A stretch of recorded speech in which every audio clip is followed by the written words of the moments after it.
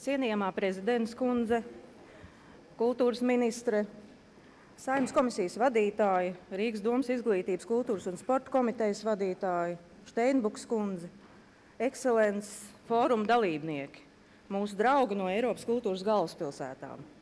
Man gribās jums visiem teikt labrīt. Šis rīta sveiciens varbūt daudziem asociēsies ar atmiņām par to, kā bērnībā tumšos rītos kāds no pusmiega modina un mudina skriet uz skolu un doties dienas gaitās. Var jūs iepriecināt. Šodien šeit nebūs ne skolas eksāmeni, ne pārbaudījumu, bet būs rosīga diena ar garīgu fiskultūru, ar jauniem iespaidiem, ar ierosmi jaunām idejām, ar radošu piedāvājumu pilsētas attīstībai. Nodibinājums Rīga 2014, kas rīko šo fórumu, ir atbildīgs par Eiropas kultūras galvaspilsētas pasākumu sarīkošanu 2014. gadā. Eiropas kultūras galvaspilsēta.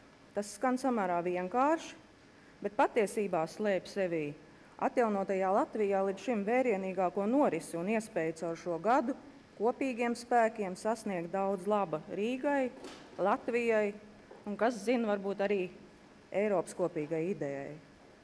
Kopš 1985. gada, kad Atēnās notika pirmais Eiropas kultūras galvaspilsētas gads, šis kultūras notikums ir ieguvis atpazīstamu un spēcīgu zīmolu. Katras nākamās kultūras galvaspilsētas atbildība ir ne tik vien kā savu pilsētu attīstīt kaut caur kultūras prizmu, bet arī rosināt jaunas idejas Eiropas kultūrai. Tas ir ambiciozs status, un tikai katras pilsētas, valsts un to cilvēku rokās ir panākt iespējami daudz no tā, ko šī status ietvaros var sasniegt.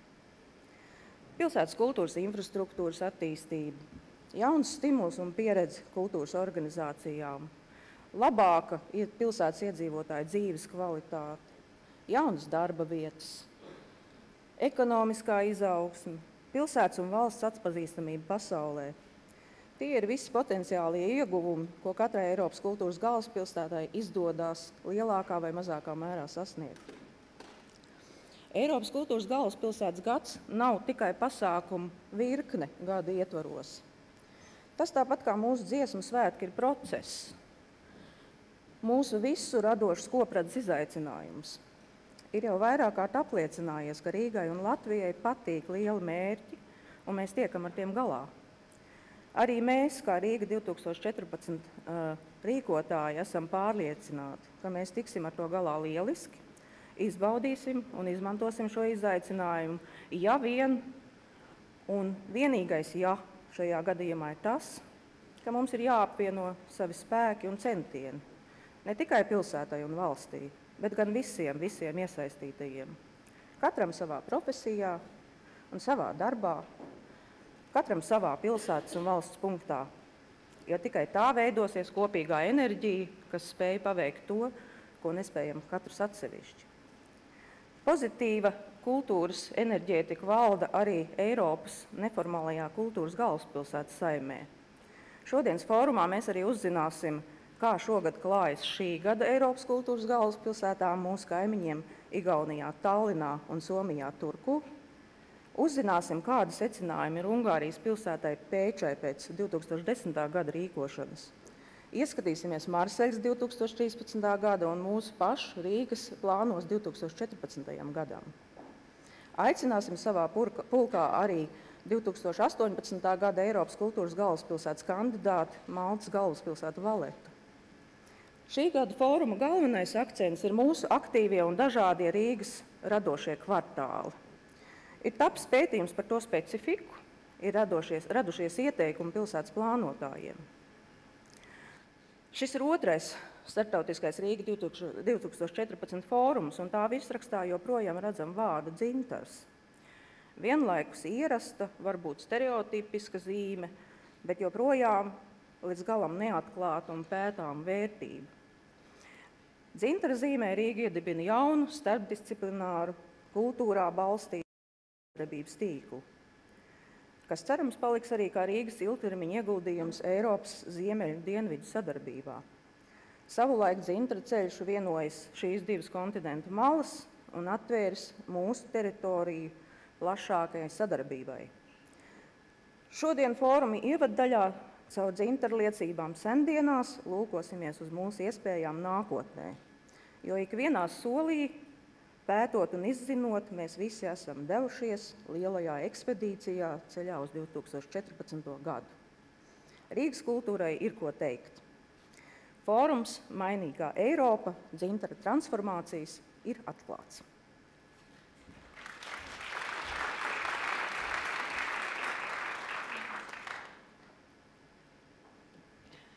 Labrīt! Mūsu rīt cēlienā ir tādi cilvēki, ar kuriem mēs patiesi lepojamies. Un es gribētu pieteikt mūsu pirmo moderātoru šodien, kurš pats sevi ietver ļoti daudz dažādu interesantu šķautņu. Viņš reizē ir gan, varētu teikt, zinātnieks, gan diplomāts, dažādu zinātņu pētnieks, varētu tā teikt, sācis Strasbūras universitātē, kur saņēmis doktora grādu neirozinātnēs, un šobrīd nokļuvis līdz diplomāta amatam, bijis vēstnieks Spānijā, Portugālē, un viņš ir arī šī rīta moderators. Šoreiz gan viņš kā dažreiz nedziedās, bet droši vien runās kādā svešvalodā. Vienā no daudzām, kuras viņš zina. Rolands Lapuķa.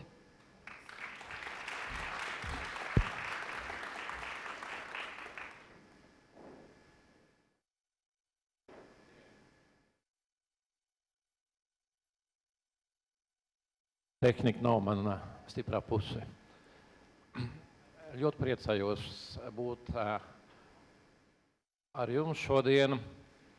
Pirms 14 gadiem biju iesaistīts tādā projektā, kas bija jau Eiropas kultūras galvaspilsēta, un tā Rīga pirms 10 gadiem bija Eiropas kultūras galvaspilsēta veselu mēnesi. Un šie pasākumi man vienmēr tuvu. Šajā gadījumā vēl vairāk, jo ir runa par 2014. gadu. Un tas ir droši tas gads, kad visi budžeti būs izkonsolidēti, kā krīze būs aizmugurē un kā budžeta nauda aizies vienīgi un tikai kultūrai. Un kā tauta tikai par kultūras jautājumiem domās. Līdz ar to šis bija pareizais gads, projekts ir burvīgs. Un es priecājos būt šodiena daļa no tā visa procesa. Man ir tas gods stādīt jums priekšā, lai gan Latvijā grūti viņu stādīt priekšā.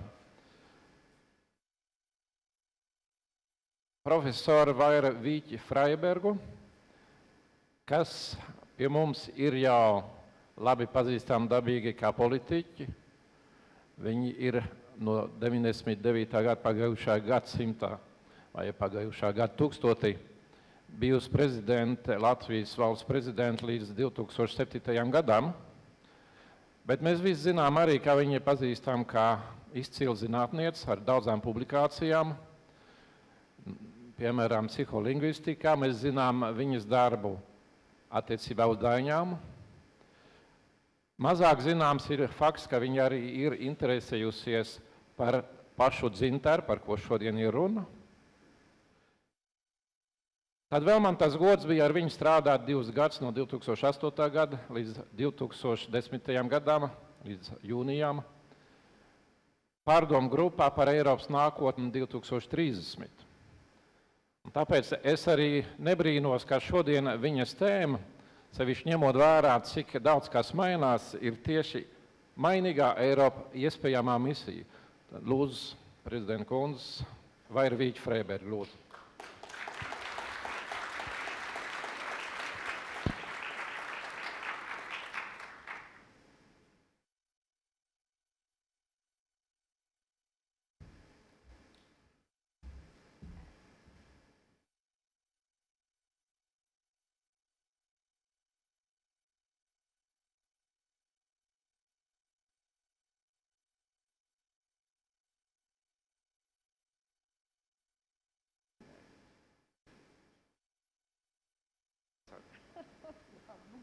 Viņi arī runās par šo jautājumu. Nu, pat izlēmām, bet ātri lēmām. Labrīt, dāmas un kungi! Kā redziet, gatavoties svarīgiem notikumiem, prasa lielus priekšdarbus un saskaņošanu. Priecājos būt jūsu vidū šorīt, kad darbs jau tiek plānots 2 gadus uz priekšu. Distinguished guests. Ja, cienījamie ārzemju viesi, kultūras ministre, Vimeo mēre kundze, dārgie draugi un kultūras atbalstītāji Eiropā. Man ir patiešām liels prieks atrasties šeit, šajā atklāšanas sesijā, kur mēs reflektējam, domājam par vienu no Eiropas nākotnes aspektiem, kas neapšaubām ir pats fundamentālākais un kas arī, manuprāt, saglabājas kā izšķirošais, lai kādas būtu lai kādi ekonomiskie tsunami un vētras un negaisi un viesuļu vētras varētu mūs piemeklēt šodien vai pēc mēnešiem, pēc gadiem. Tēma, kas ir tikusi izvēlēta šodienas pārdomām, ir saistīta ar dzintaru konceptu. Un tas mums atgādina, šī tēma mums atgādina daudz šķautņainos šī simbola aspektus, kas ir tik ārkārtīgi tos un dārgs latviešu sirdīm un arī citām tautām, kas atrodas Baltijas jūras piekrastē. Dzintars ir tā pašā laikā arī tāds inerts, un tas ir kā apliecinājums reiz dzīvam kokam, kas reizēm arī tās sveķos ir sagūstīti šie te dzintaros tagad dažādi kukaiņi, kas ir pagātnes liecinieki, un tas ir tā pašā laikā kaut kas no tagadnes un arī no ļoti tālas pagātnes, tas ir kaut kas ir ārkārtīgi praktisks un ir kalpojis kā apmaiņas maiņas līdzeklis un neapšaubām arī daudz veiksmīgāk nekā eiro ar to ir darbojušies, jo tam nebija jācīnās par izdzīvošanu, bet dzintaram piemīt arī ļoti daudz dažādu poētisku konotāciju. 4,5 tūkstošu gadus atpakaļ Kurzemes piekrastē, kas ir Latvijas rietumu piekraste. Šīs nogulas tika atrasts Sanatē un arī citās vietās visā šajā teritorijā, kas apliecina to, ka dzintars ir apstrādāts un bija darbnīcas vietas, kur to apstrādāja, un ka tas jau notika šajā te senajā pagātnē. Un šodien Tehniskajā Rīgas universitātē mums ir šobrīd notiek pētniecība, pārveidojot dzintaru par šķiedrām, kas tālāk tiek izmantotas medicīnā, sirds ķirurģijā, šuntu operācijās, un tādējādi tad veidojas saikne ar šodienas pētniekiem un intelektuāļiem. Un ar tiem, kas pirms daudziem gadiem apstrādāja koku un dzintaru, kas notika neolīta laikmetā. Dzintara simbolika latviešiem ir ļoti tuva un daudzveidīga. Kaut, protams, neesam mēs vienīgie šīs dzintara simbolikas mantinieki. Dzintara ceļi, kurus ir pētījuši Marija Ingelutas, Džona Toda un citas pētnieces un pētnieki, rāda, ka jau sen, kopš antīkiem laikiem, Ziemeļa Eiropa un Dienvidu Eiropu vienoja šie dzintara un tirdzniecības ceļi. Jau Homēra Odisejā, 18. grāmatā, ir interesanta detaļa, kur Penelopei cīnoties ar saviem uzmācīgiem preciniekiem, viņi viņus izaicina dot viņai arī dāvanas pretī viņas viesmīlībai, un uzmācīgākais un bagātākais no viņas precinietiem Erimaks viņai dāvina dārgu zelta un dzintara saulstaros mirdzošu roti.